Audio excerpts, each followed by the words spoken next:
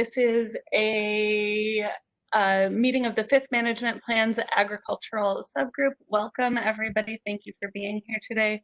I know people are probably still getting logged on, but we will go over some ground rules to start with and just kind of make sure that everybody knows how to participate in this meeting. So I will hand things over to McKenna really quickly to go through those ground rules. Thank you, Natalie. Hi, everyone. This is McKenna Welsh. Thank you for joining us today. I'm going to go over the webinar logistics. Please remain muted unless you are speaking. If you would like to speak, please type your name in the chat. If you would prefer to have your questions or comments read aloud instead, you can type those into the chat. And we will be pausing for questions at various points throughout the meeting. If you have any technical difficulties, please contact the ADWR help desk. The phone number and email are on the slide. And for anyone listening, the phone number is 602-771-8444. And the email is tickets@azwater.gov. And this meeting and the conversations will both be recorded. Next slide.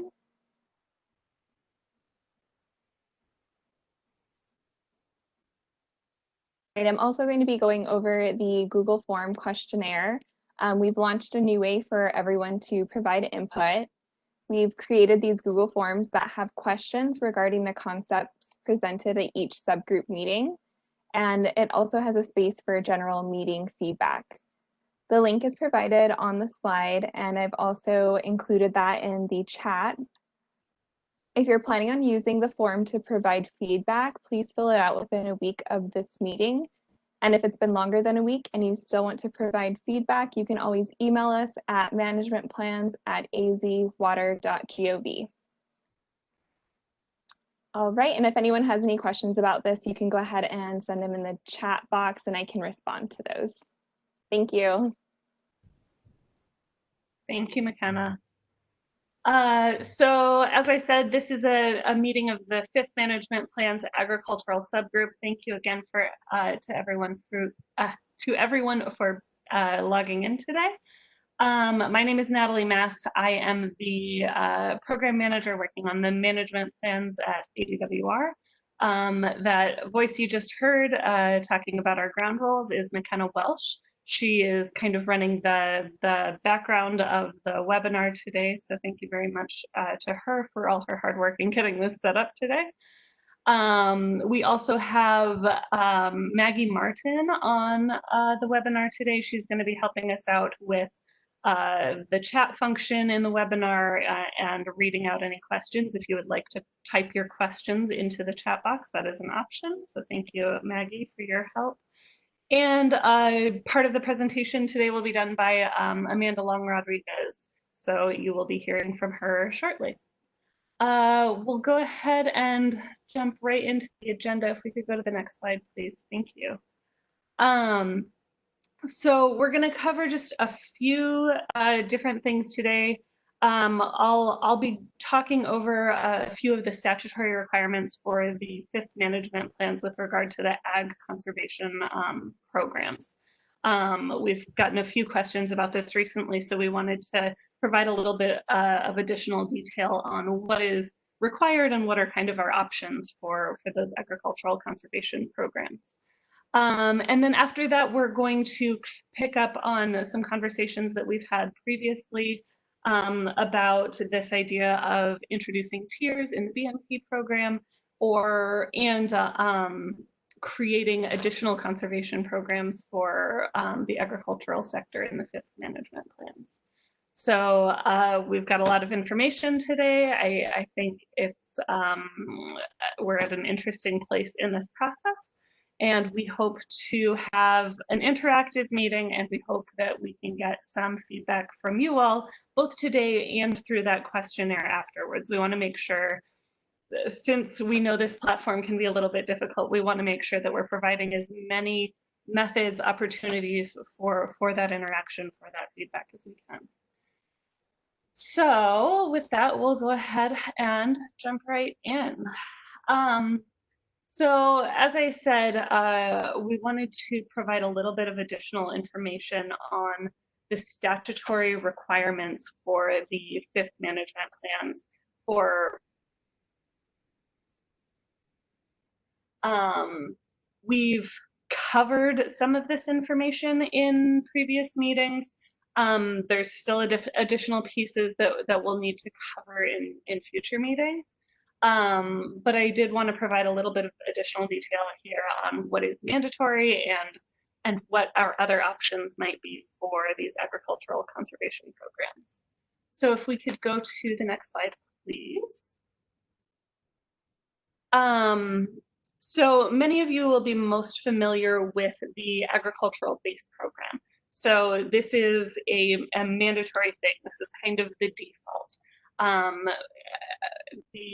As a part of the management plans, we have to calculate an irrigation water duty for each IGFR, for each grandfathered agricultural right.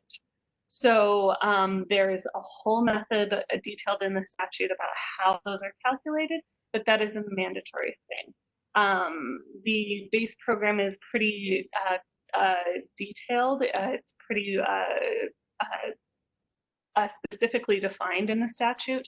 So that's just something that is done. That's not something we really discuss as a part of the management plans because it's very well defined in the statutes. But what you'll notice here, the most important thing is we kind of talk through these other items is that this item is a shall. This is something we must do as a part of each management plan. If we could go to the next slide, please. Another one of our shalls for these conservation programs is a historic cropping program. This particular conservation program is also pretty extensively defined in the statute. There is not a lot of wiggle room in the language there or things that we could necessarily tweak around the edges. So it's pretty narrowly written, it's pretty prescriptive. And the way it's written, it kind of has created a little bit of a niche where there's not a lot of people that would really find a lot of benefit from this particular program.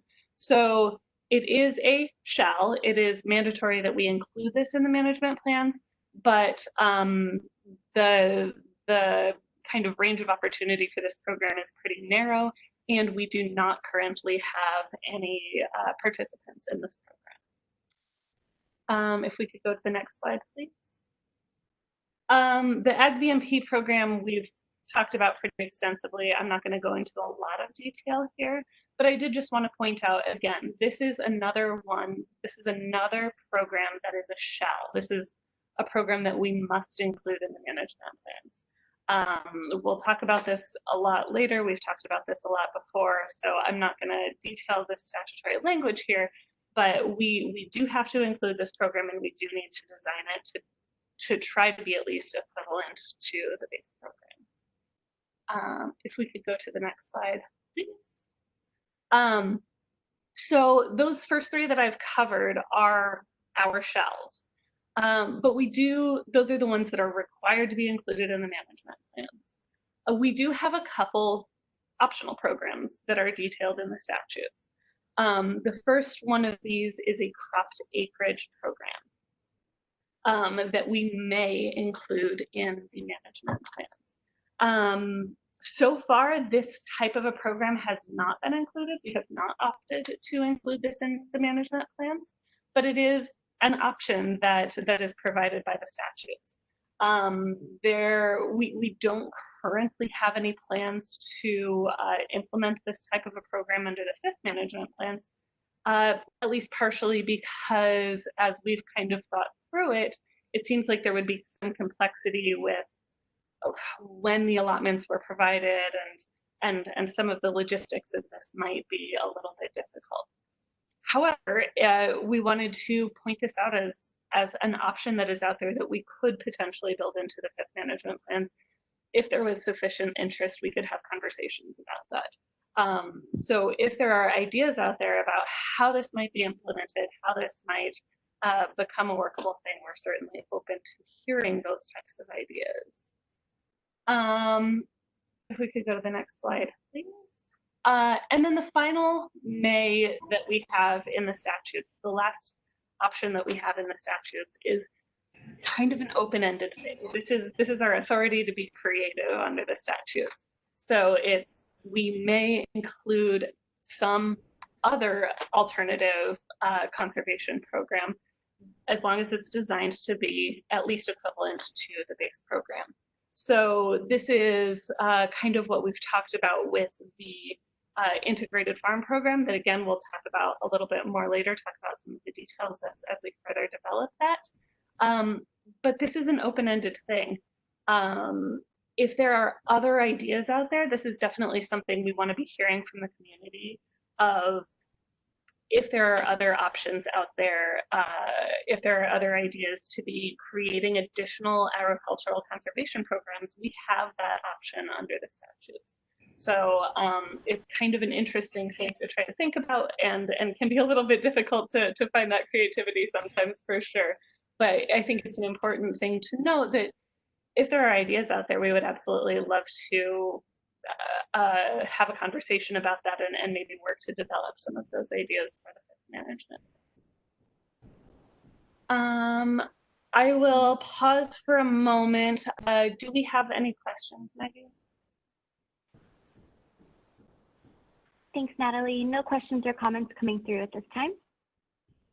And just a reminder, you are all welcome to either type in any questions into the chat box, or you can just type your name into the chat box and we can call on you and help you get unmuted if you would prefer to speak for the webinar. Great. Okay, so we will go ahead and move on. Obviously, if there are any additional questions as we go through the rest of the presentation today, we'd be glad to take those at the various points where we'll be pausing and asking for those questions. But seeing no questions, I will go ahead and pass it off to Amanda, who is going to talk a little bit more about the different proposals that we've talked about at previous meetings. Amanda? Good afternoon, everybody. This is Amanda Long-Rodriguez speaking. I'm the program coordinator for the management plans, and I'm going to discuss two potential agricultural conservation programs. The first will be that modification to the BMP program, and then the second is a new alternative conservation program, the integrated farm program that Natalie shared, and that one would be available under that last piece of statute that she shared. I want to apologize in advance because there might be a little bit of background noise here on my end. It just started a second ago. It had some perfect timing, so I apologize if there's a little bit of background noise throughout this presentation.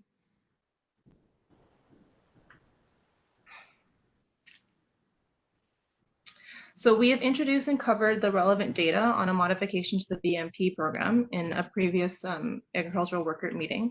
This concept would introduce tiers into the BMP program. Each tier would have different targets for BMP points. The tiers would be a structural incentive, encouraging farmers to reduce their withdrawals of groundwater. So maybe the lowest tiers would have points under the 10 points required in the fourth management plan, and maybe the highest tier would have points that were greater than 10. This is a concept that is also used by the municipal sector. However, their program is based on service connections. So in a potential agricultural tiered program, we would have to determine several things, including what method could be used to create tiers.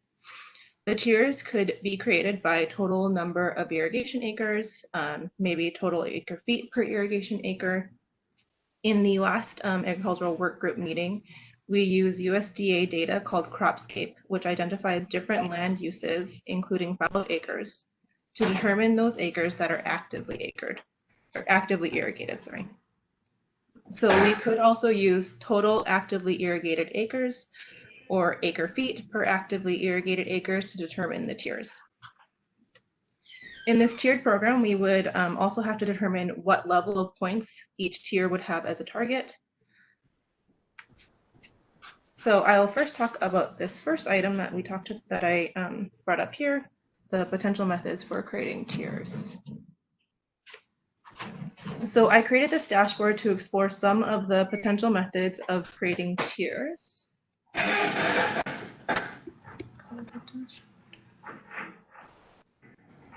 So this dashboard displays the potential tiers based on acre feet per acre.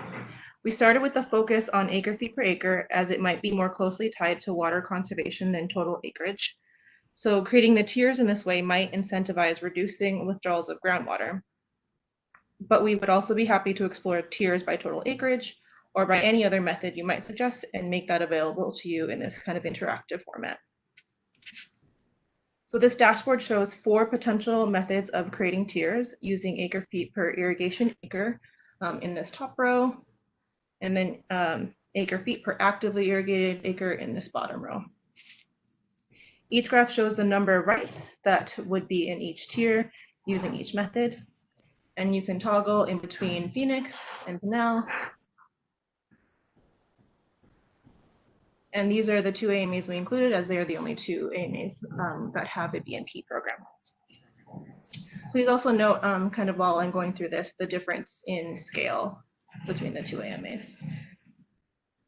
So I'm going to briefly explain the methods and kind of try to toggle between the Phoenix and Pinal AMAs so you can see both of them. But this dashboard will be available to you after the meeting, so you can explore the data at a little bit of a slower pace than I'll probably go through today. So this first method in the first column uses a breakdown of crop consumptive use numbers that ADWR has used in the past. These categories of crop consumptive use could be used to create tiers. The 0 to 3 acre feet per acre would be the low consumptive use crops. The 3 to 4.5 acre feet per acre is medium consumptive use crops. 4.5 to 5 would be the high use consumptive crops, and then 5 is the highest. And you can see the number of rights here along the y-axis, and then acre feet per irrigation acre is on the top, and then acre feet per actively irrigated acre here on the bottom. So the second column also breaks down by plant consumptive use numbers, but in a little bit of a different way. This method would really recognize those farms that are using a very low acre feet per acre, while also pulling out those farms that have a high and very high acre feet per acre. So, and then that 2.5 to 5 range is kind of where most of the farms land when considering all BMP farms in terms of acre feet per acre.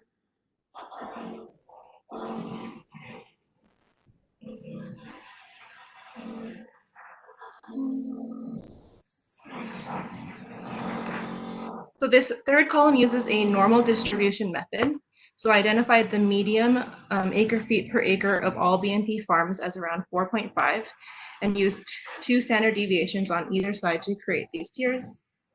Again, the acre feet per irrigation acre is on the top, and then the acre feet per actively irrigated acre is on the bottom.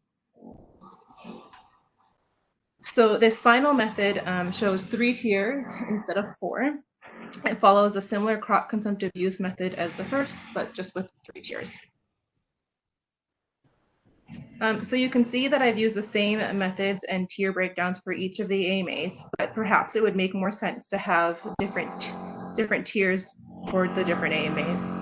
As you can kind of see that the tier breakdowns really land differently depending on which AMA you're looking at. And again, we are planning to publish this dashboard after the meeting, just to give you guys all a chance to toggle around on it. But first, I'd like to get your feedback on the dashboard and any other methods and breakdowns that you might want to be included.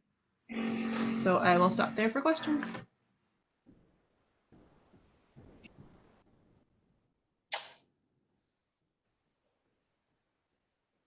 This is Scott Riggins. Can I be heard? Yes, Scott, we can hear you. Yes. I don't know if anybody else has seen this yet. It's certainly the first time I've seen it. And to be perfectly fair in looking at this, I don't totally know what I'm looking at. I don't see exactly how this applies. I think there needs to be some other display of exactly how these tiers fit into a BMP. because at this point, I don't understand how they do. Sure, Scott, thanks. So we're still kind of working through the details of that. It's a fair question. The general idea here, though, would be that depending on which tier you fell into, you would have a different points target. So if you were in a higher tier, you would likely have a higher points target for a given year. There obviously would need to be some logistics that went into that, but that's kind of the general concept here. Okay. Well, I would say that with that description that you have just given, how exactly these tiers play into a changing of points is a much more descriptive, much more important descriptive to have than it is looking at these tiers, because we don't really know what these tiers do. And I would say at this point in time, without knowing how these tiers actually affect points, we really haven't seen anything here yet. So something that we'll have as another step here is to define what those points targets are at a given tier. We may need to kind of work through that, but that's definitely something that's going to be a continued topic of conversation. How exactly the logistics of that work out, obviously there's going to have to be some things we consider there.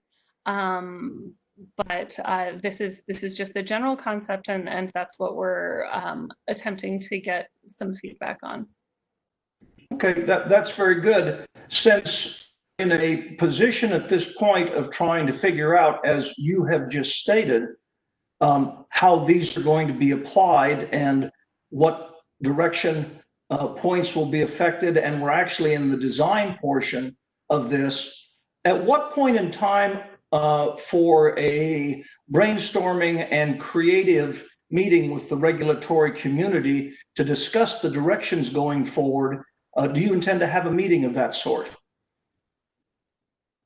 I think that's precisely what this type of meeting is. If there are ideas or brainstorming that can occur, we are hoping to get that type of feedback and gather those ideas through both these meetings and through any subsequent meetings we'll have of this subgroup.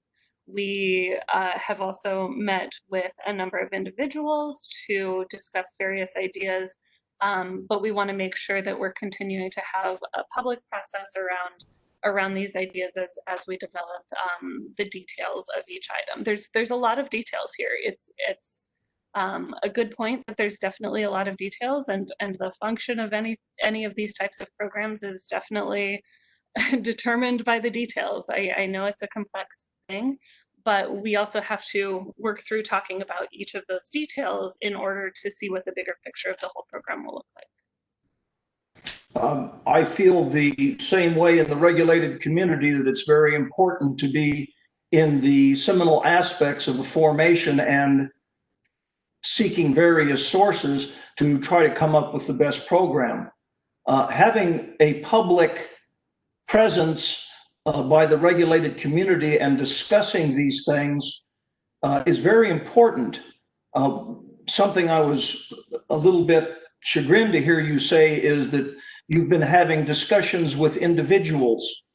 Well, that's not a public process. Are you going to put up the discussions you've had with the individuals that have led to you seeking certain directions? Are we going to know what those individual discussions were? So when I say I've been having separate discussions with individuals, those discussions do feed into these meetings.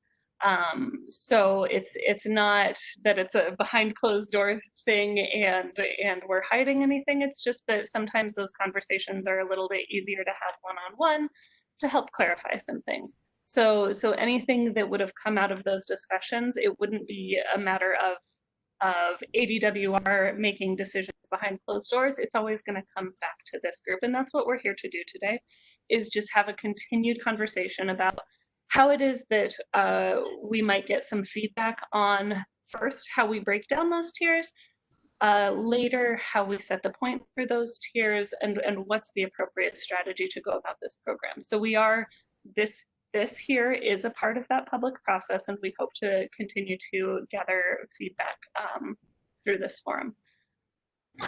If I may, I suggest, and I think that if you took a poll among participants, you would find very much that there would be a unanimity of opinion concerning the fact that oftentimes these meetings we have are meetings where the department is telling us pretty much at what point they're at, and they've made decisions up to a certain point, and then the next meeting is going to be on a further developed point.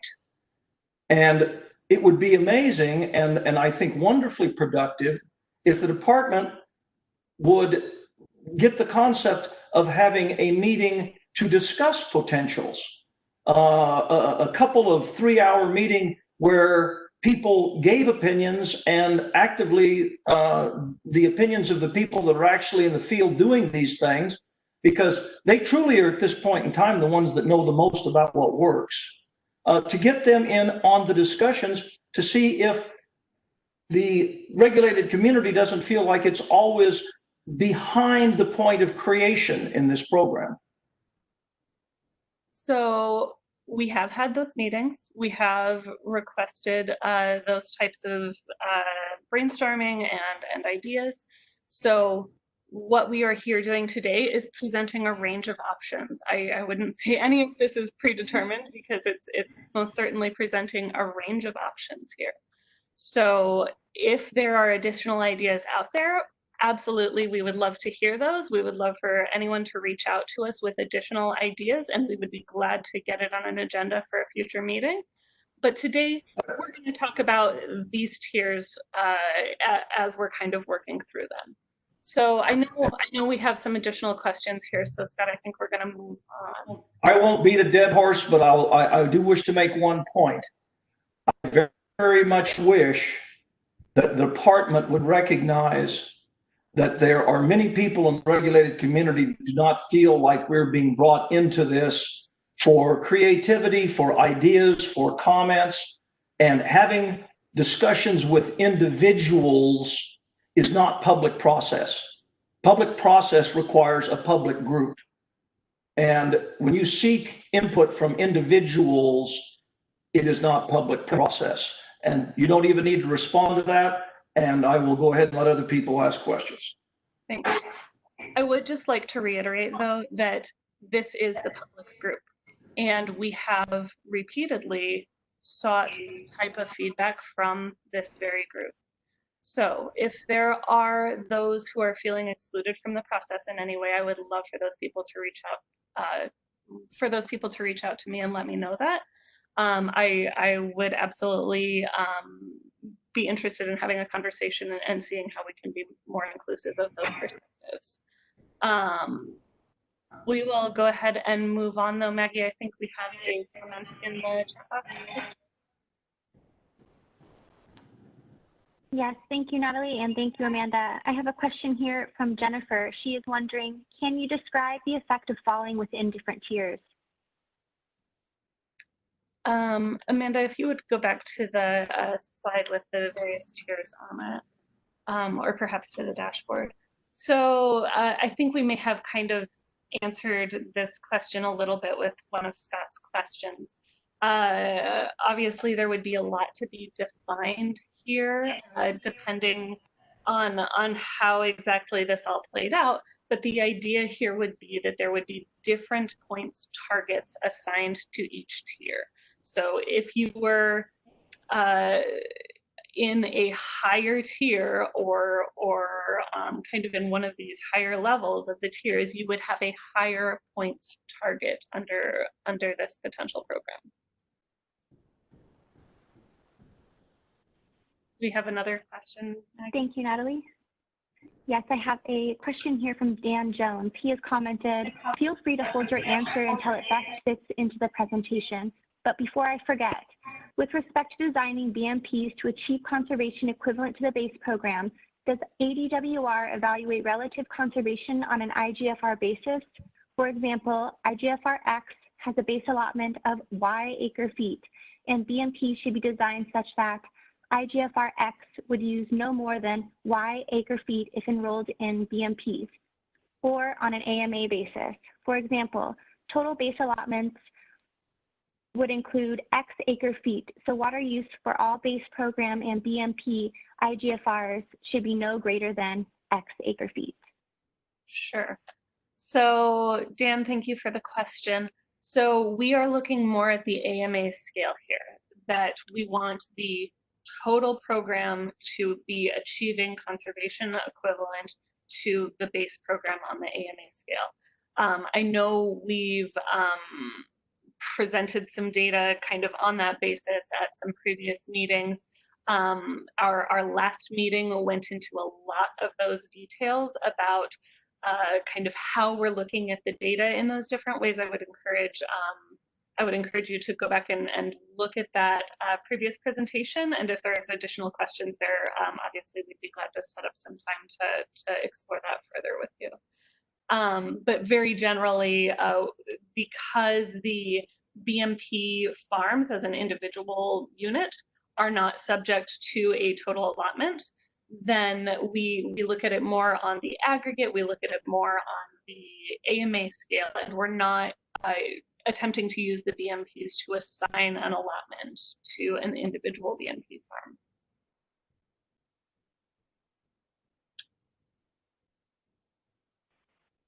Thank you, Natalie. No further questions right now. Great, thank you, Maggie. I will pass it back off to Amanda, I believe.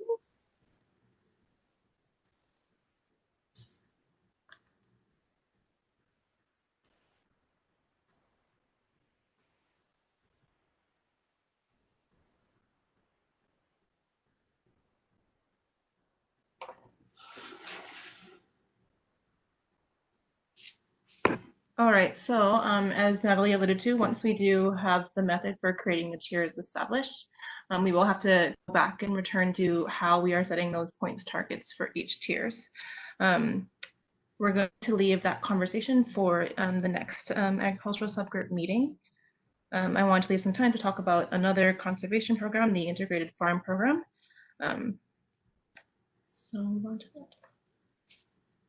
So we introduced this briefly at a previous work group meeting, and we're calling it the Integrated Farm Program.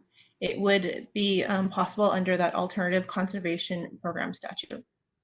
We heard some feedback at the previous meeting that asked for an illustration of the concept. So I'm going to briefly explain the program, and then I'll provide an illustration to kind of help explain it. So the Integrated Farm Program would allow multiple rights to be combined, to combine allotments and reporting if they are under the same owner-operator. This would allow the owner-operator to combine their reporting and allotments and apply that allotment to any of their IGFRs that are in the program as they see fit. The condition of this program would be that there would be a certain percentage of each allotment that would be cut to the aquifer. And also a similar version of this program exists in the turf conservation program. So there would be a lot of things that would have to be decided in this program. The first is there would need to be some sort of geographic limitation on the amount of IGFRs that could be combined. This could maybe be done by contiguous farms, farms maybe that are in the same irrigation district or maybe in the same subbasin. We would also have to determine what percentage would be cut to the aquifer. And then as well, management of flex credits and then the method of joining the program would have to also be discussed. So I created this graphic to help illustrate how this program might work. In this graphic here to the left, I show a couple of things as they exist under the base program. The purple circles have the same owner-operator, labeled here as Farmer A. The dark green circles have the same owner-operator, and they're labeled here as Farmer B. And each circle has an allotment in that area and the area that it can be applied. The navy outline shows irrigation district. So this graphic outlines 2 irrigation districts. And the light green area behind shows the one sub-basin that I used in this example. And then there's also a legend there to the left with that same information. So the first item we would need to discuss in the details of this program is the geographic limitation, or what IGFRs can be combined. And I showed 3 options presented in the previous slide in these gray arrows here in the middle.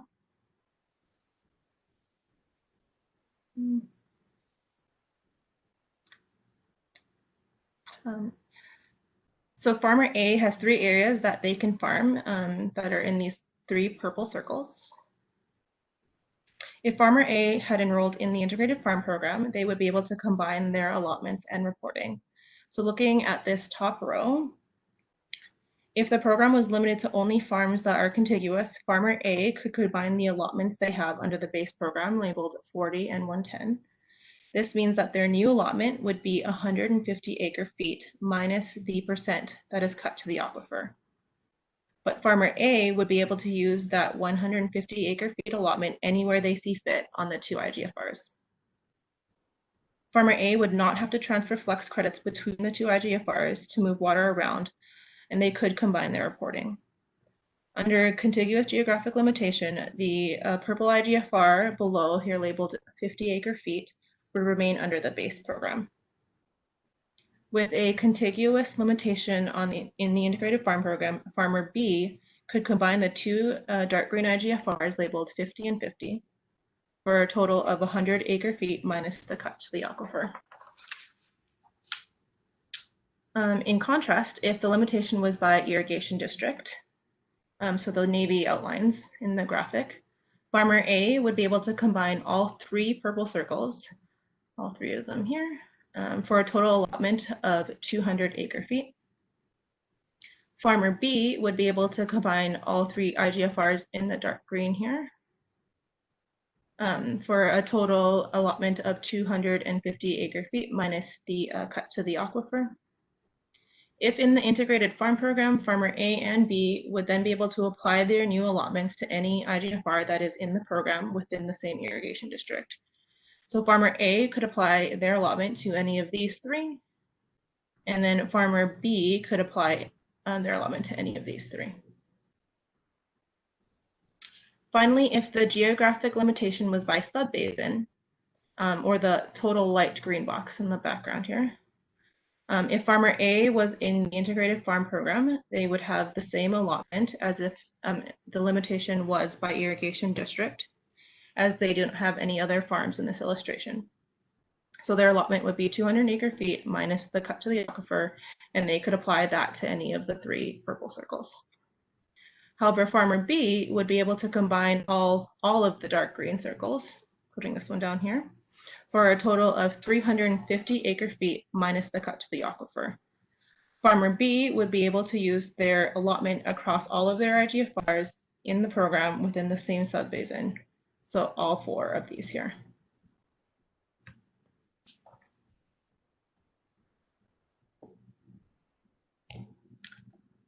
So I also created this chart to try to highlight some of the differences between the integrated farm program and the BMP and base programs. For program reporting, the base program would be by IGFR, excuse me. Combined reporting is possible for the BMP program. To combine reporting for the BMP program, there are rules related to IGFR proximity, as well as a common distribution system. And in the integrated farm program, you would be allowed to combine reporting. The allotment for the base program is by IGFR, so there is no allotment in the allotment for the base program is by IGFR. There is no allotment in the BMP program, and in the integrated farm program, you could combine allotments. The base program and the BMP program do not have a cut to the aquifer, where the integrated farm program would. Under the base program, there is a 250 administrative cost to transfer credits. Under the BMP program, the flex credits are frozen. Under the integrated farm program, there would be no cost to transfer credits, as there would be no need to transfer credits. The process of flex credit accumulation does need some further discussion.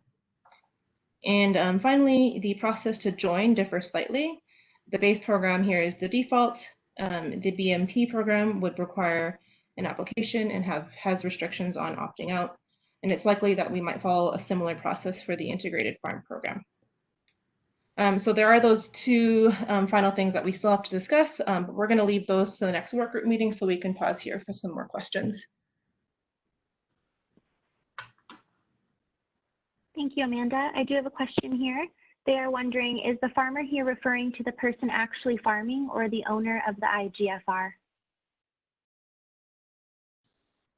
The farmers are referring to the owner operator. Yeah, so this would be similar in nature to the way the BMP combinations are structured, in that it could be kind of the owner or the operator managing that.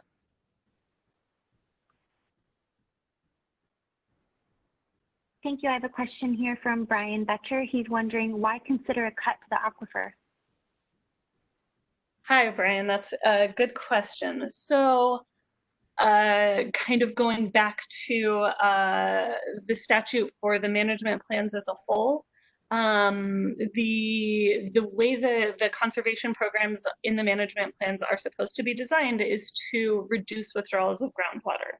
So what we're looking for here in this type of a program is, okay, how do we check that box of ensuring that this would be moving in that direction of, on the aggregate, reducing withdrawals of groundwater?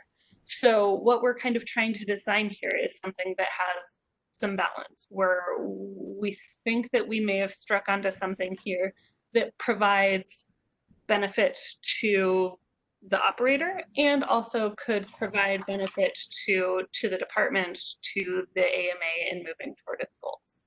So that's kind of the function of the cut to the aquifer, is providing that balance in order to fit within that statute of reducing withdrawals of groundwater.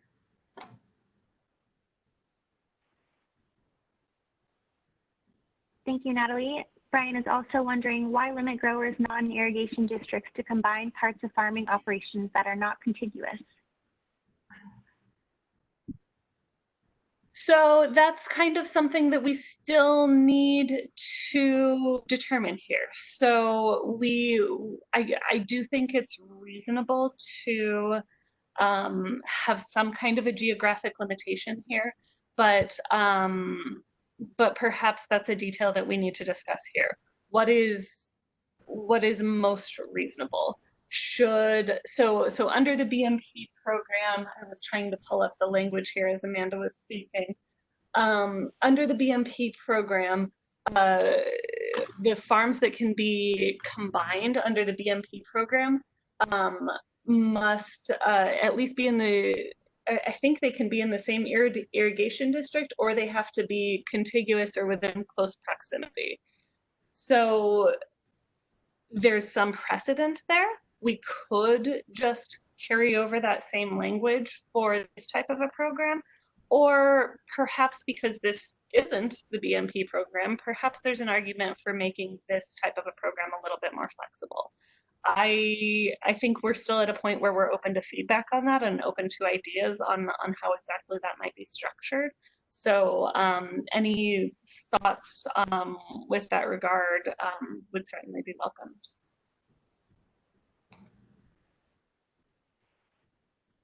Thank you, Natalie. I don't see any additional comments or questions.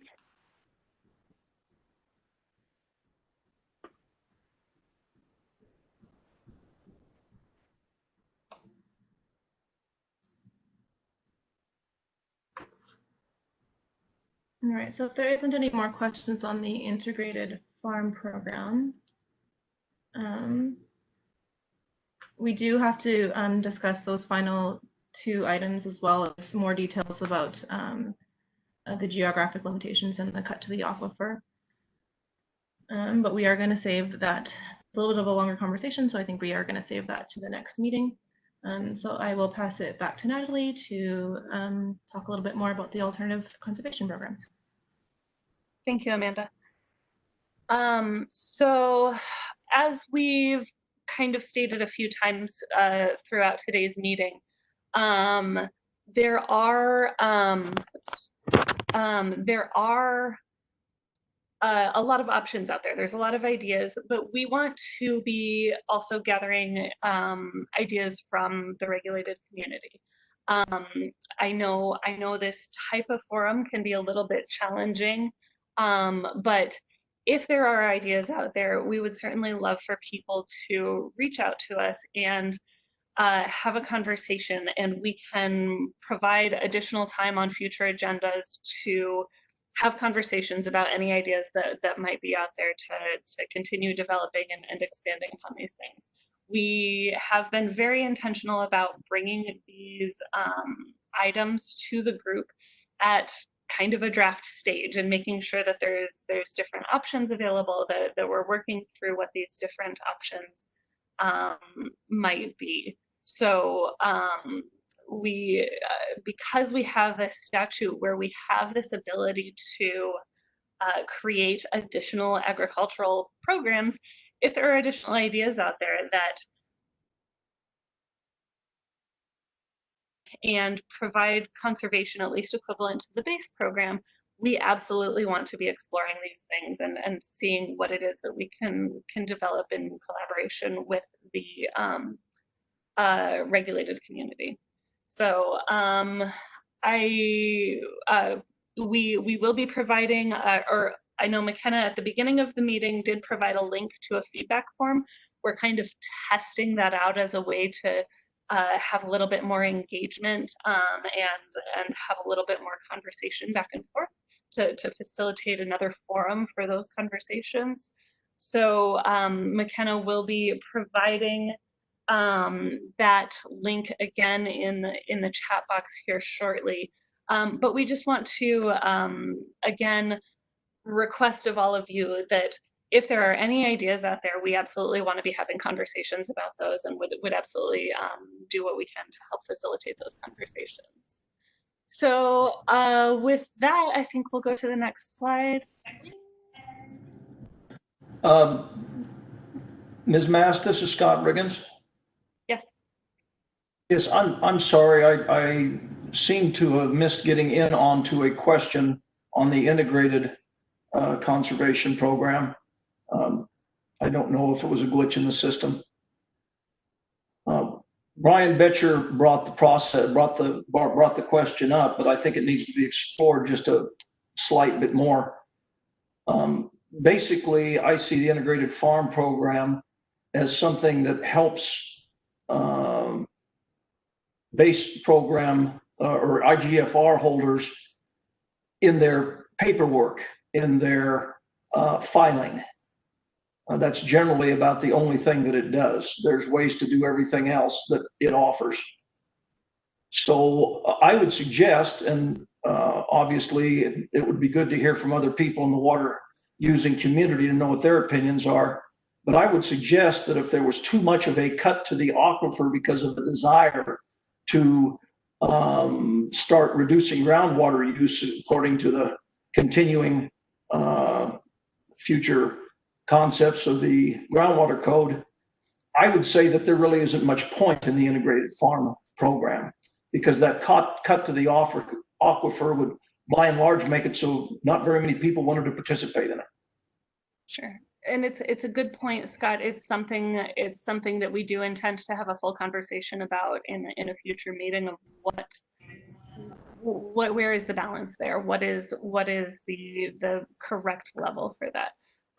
You're absolutely right that the program is largely something that helps ease some of the administrative burden on those who are operating multiple IGFRs. But the balance of that is this kind of cut to the aquifer concept. So yes, I agree with you on that point that that we will have to carefully consider what the correct level for that is, so that we don't completely prevent the program. And I agree with you totally. It would be a shame to spend a lot of time designing a program that no one uses. Sure. All right. Amanda, if we could go, okay, yes.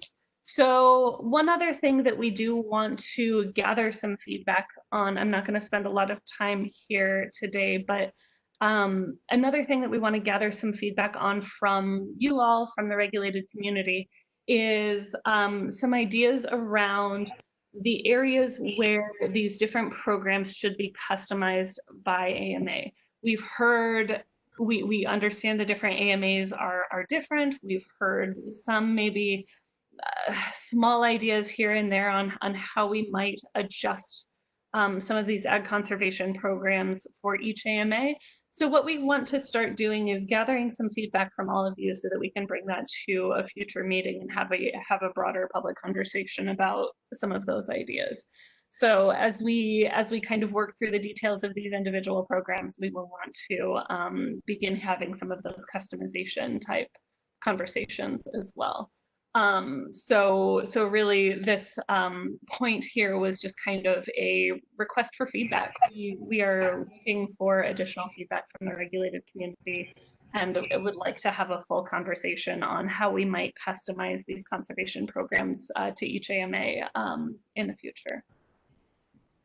So if we could move to the next slide, please. So we do, we've been having a lot of meetings. I know we do want to thank you all for attending, participating, providing feedback.